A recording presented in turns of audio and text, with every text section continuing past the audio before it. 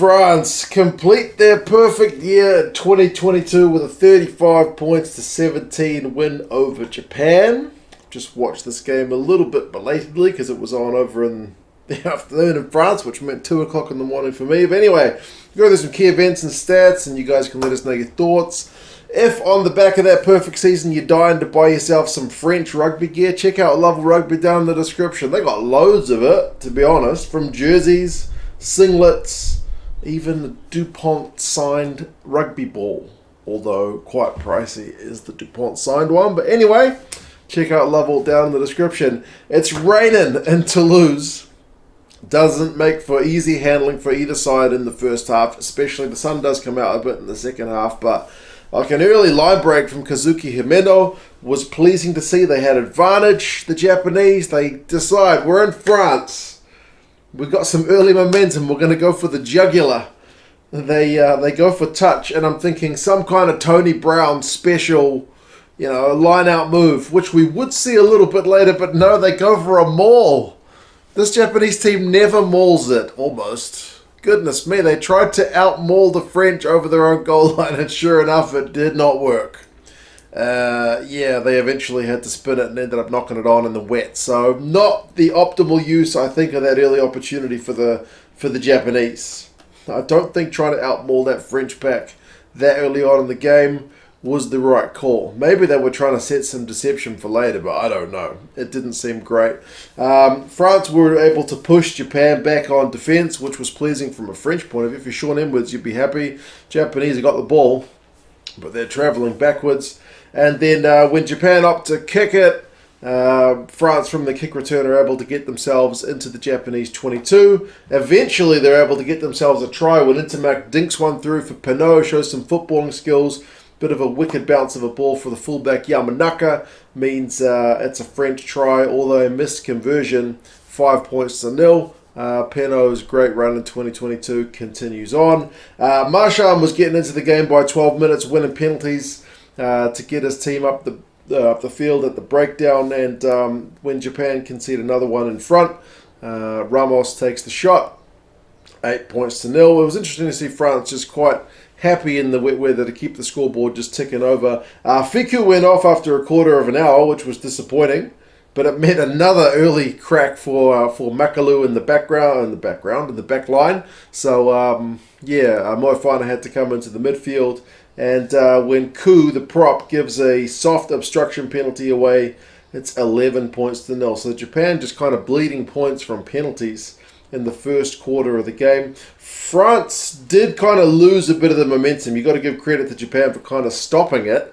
when they put a kick through. Ntamack fields the kick, but the Japanese guys just swamp him, and they're able to just turn him over. And from that turnover, they're able to win a penalty. This time, they're able to opt for a 3 instead of going for a maul. So 11 points to 3, they're on the board. At least that gets them back within touching distance. And then Ntamack, maybe a bit flustered from being swamped, kicks the restart dead. So a potential chance for Japan to maybe swing things around, but then from that scrum restart, the French scrum just blitzes the Japanese guys. I mean, they get the ball out, but the pressure means the Japanese guys are going backwards, so the scrum kind of gets the error from the kickoff out of jail. Japan do put some pressure on a French line-out, but eventually when Japan gets some ball, they kick it out when it was taken back. So just kind of crucial errors at the wrong times, I feel like, for the Japanese. You're away in France against this French team. You can't afford to make many mistakes, and they had a few too many, I feel. 29 minutes, Japan conceded another penalty. This time it's at the maul. So it's 14 points to 3. Both sides a fair few handling errors in the wet, which is to be expected. And then 35 minutes. The try for Ollivon comes kind of from an error in itself. It's a messy line-out. French line-out, they can't secure it cleanly, but Lucu takes it, and with nothing really on, just snipes down the blind side, and nobody gets to him. And Ollivon with a great support line means it's 21-3. Too easy. Yeah, really, really too easy. Just kind of heads-up play from Lucu. In the absence of DuPont, needed to have himself a good game.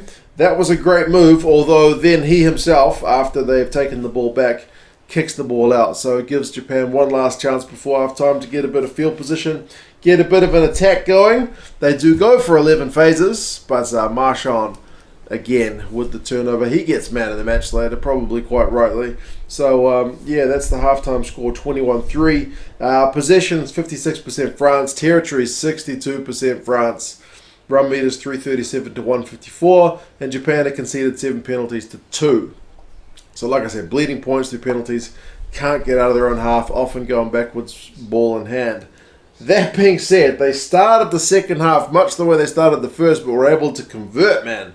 When Saito gets the first try for Japan on 42 minutes, it's Nakano, the midfielder, who gets put into a nice gap, big old line break, and he shimmies really well left and right to kind of keep both the French defenders, I think it was Ntamack and Ramos, keeps them both interested. So when he finally gets that pass away to Saito, he's got enough space to get close enough to the line to just slide over in the wet. It's a really well worked try. So 21-10's looking a lot healthier, but then Japan, man, they concede a turnover from the restart. As they catch the ball, Alldritt just gets all over his man, holds him up, and it's a maul turnover. So they're just not able to exit Japan, which was frustrating to say the least. Although that being said, from the resulting French play, Labuschagne is able to win a turnover as well. So they do get the exit. But after scoring, man, you want a nice clean exit, especially when you're away to a team like France, who are undefeated this year. Lucu, another kick error when he kicks it dead. Means it's another chance for Japan to attack. I don't mean to be harping on Japan, but when France gives you a chance, you can't just have your attacking scrum and immediately chuck the ball into touch. Like, that's an unforced error. Yeah, very kind of frustrating. I was hoping Japan were going to give them a bit of bloody nose, get back into the game.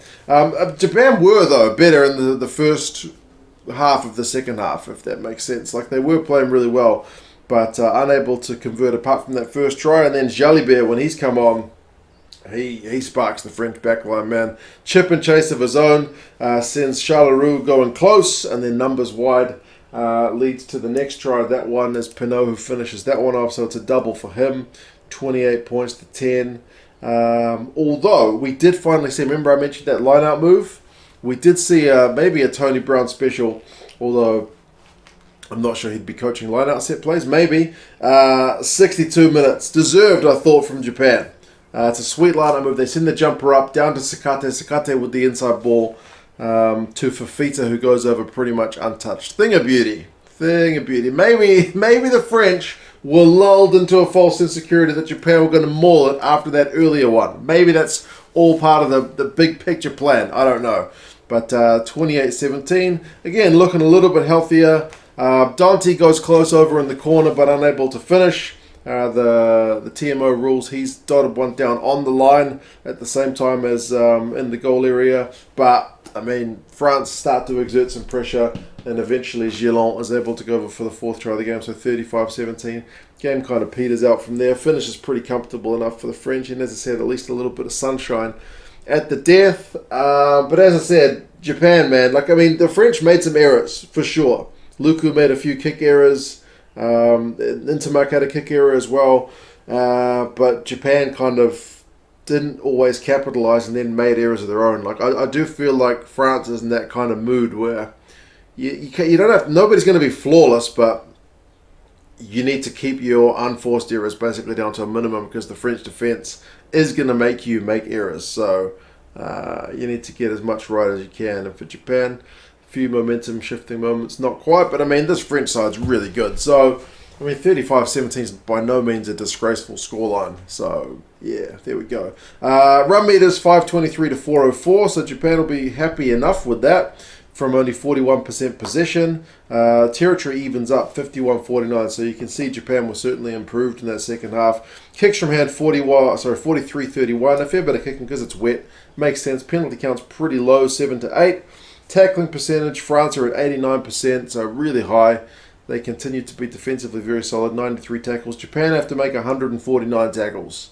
So yeah, barring a couple of soft ones, they did defend pretty well. Turnovers conceded a 17-15 in the wet. It makes sense that that's high. Clean breaks 8-3. So yeah, France are a dangerous side, and the fact that Japan, didn't ship 40 points, maybe they can hold their heads high. I don't know where to set the bar of expectations, But anyway, Alldritt is a man possessed, 120 run meters, a clean break, 8 defenders beaten. I think he knocked on one restart, which led to a Japanese try eventually. But apart from that, he had a pretty good shift. Danty makes 8 from 8 tackles. Fickou, the prop, 16 from 16 tackles. Lee, the number 10, he's a little bit soft on defence. Misses 5 tackles. Nakano misses 5. Sakate, the hooker, misses 5. Few guys missing too many tackles. Jeez, that wind. I don't know if you can pick that up on the microphone. Nakano, like I said, also missed 5, but he had 62 metres. A clean break and 3 defenders beaten, plus set up a nice try. So yeah, a Japanese side that I think is maybe showing some promising signs, and better than last week. Certainly better than last week against England. So yeah, there you go, folks. French season, congratulations. Not many teams go unbeaten for the year. Perfect record for the French. And for the Japanese, geez, I wish these guys would get some more game time. But they're doing what they can, and their domestic season is about to get underway. So anyway, you guys let us know your thoughts, and yeah, I'll talk to you guys again soon. See ya.